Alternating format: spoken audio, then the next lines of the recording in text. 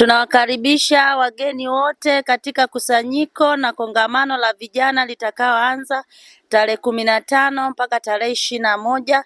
Vijana wote mnakaribishwa katika kusudi la kutafuta na kuokoa kilichopotea ulimwenguni, na mimi mmojawapo nitakuwepo. Mwimbaji ni kijana, nitakuwa katika hiyo siku ya tarehe 15. Na wakaribisha vijana wote wanaonitazama na wale wote watakaosikia ujumbe huu, ninawakaribisha sana sana sana. Kuna mambo makubwa tutayapata kwa Mungu wa maachilio.